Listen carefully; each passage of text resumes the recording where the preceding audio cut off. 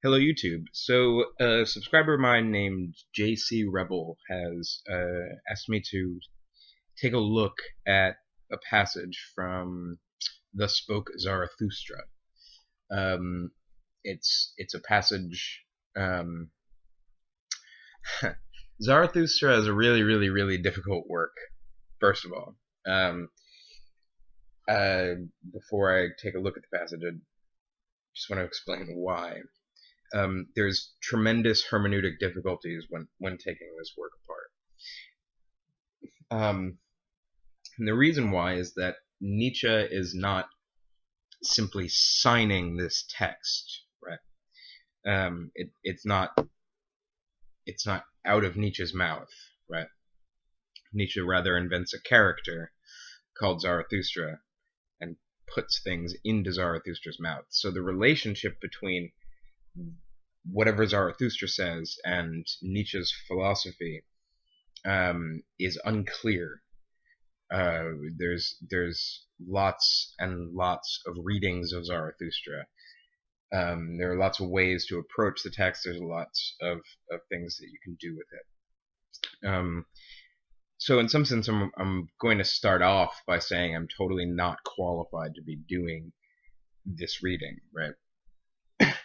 But on the other hand, I have spent a lot of time with Nietzsche's work. I've never cover to covered Zarathustra. I've read snippets here and there. I think the Parable of the Madman is in here. That's the other thing. The parables in Zarathustra. Zarathustra is a character who's quite clearly a kind of a parody of Christ. Nietzsche posits Zarathustra as, if God is dead, if Christianity is over. He creates Zarathustra as the Christ for a post-Christian world in a certain way, which is it's a really strange work. Right? So I think it's hasty to take anything that's said in this passage and apply it to Nietzsche and say this is what Nietzsche thinks about X. Right? That's first of all. That being said, I'm just gonna read the passage and try to unpack some of it and try to unpack some of the ideas that are going on in here. Jcrebel made a video thinking through some of this stuff, and he seemed to take from it that Nietzsche's advocating suicide. And I mean, the passage in question is chapter 21. It's called The Voluntary Death, right? So I can see how you get that reading from it. Now, I don't think that's quite what's going on here, right? I think that I don't think, however, that Nietzsche is anti-suicide, right? There's an argument to be made about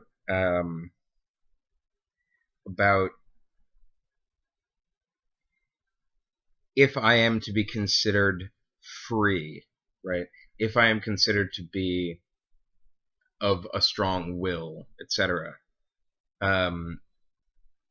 then I must have the right to kill myself, right? The argument against suicide is really rises with Christianity. In the ancient world, suicide isn't seen as a bad thing. In Asia, for instance, suicide isn't seen in the same way. The Christian argument against suicide is that God has dominion over life, and so for you to take your own life is to play God, right? So it's blasphemous to take your own life. So when you reject God, then I think that you do need to reevaluate suicide as a concept.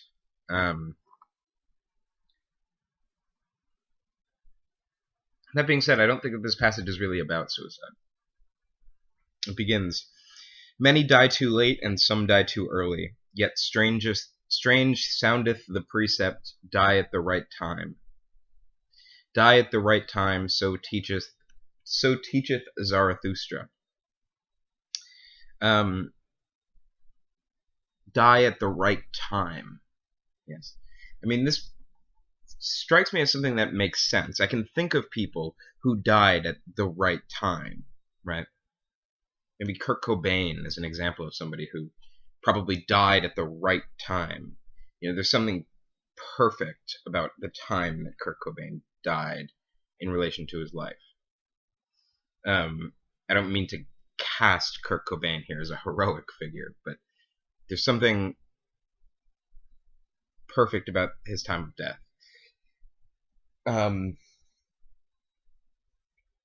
Somebody who lived perhaps too long. I feel like I'm going to get in trouble for making this kind of judgment, but perhaps someone like Michael Jackson lived too long, right?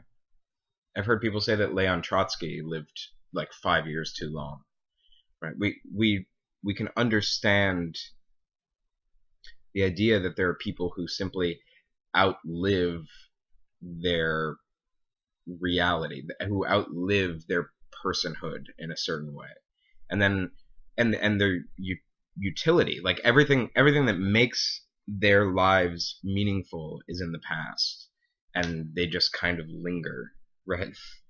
Maybe that's unfair to say about someone like Michael Jackson, but I don't know.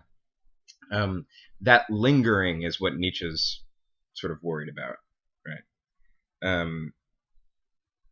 And I mean, I've known people who have had grandparents who died, who were very sad about it, but at the same time, it was like, yeah, I mean, we all knew that it was coming, you know. There's something nice about a sudden death, a death that's at the apex of who you are, right? Yeah, so that's what I think he's getting at when he says some die too late and some die too early. You want to die at, so dying too early, you don't have time to write the story of your own life. Dying too late, that story has ended and yet you still linger on. That's what I think he's talking about there.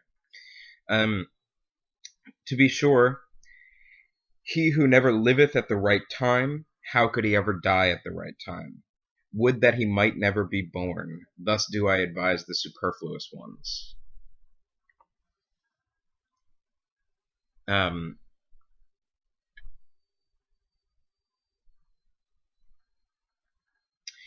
To be sure, he who never liveth at the right time, how could he ever die at the right time? Would that he might never be born. Thus do I advise the superfluous ones.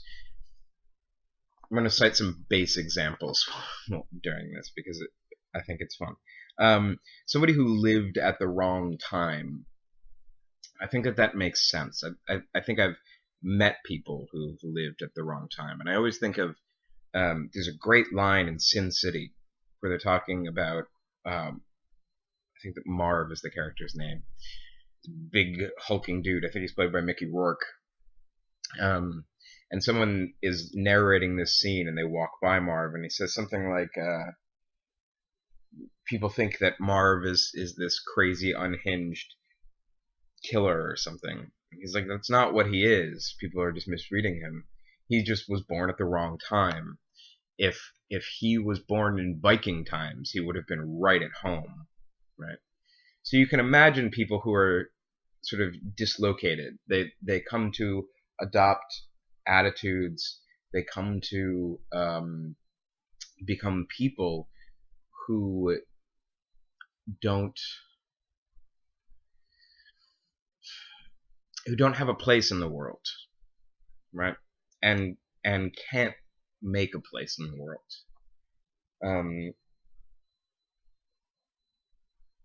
And I think that that's what the problem is. And when he says, "Would that he might never be born, thus do I advise the superfluous ones." This to me feels like a reference to Schopenhauer. Schopenhauer talks about how the best possible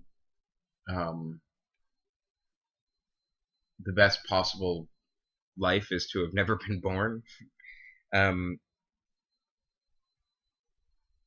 So this to me feels like he's parodying Schopenhauer, right? That's what I would say. So I'd hazard that reading of that sentence. That's the end of part 1. Comment, subscribe. Got 3 more parts coming. They'll probably be all posted today.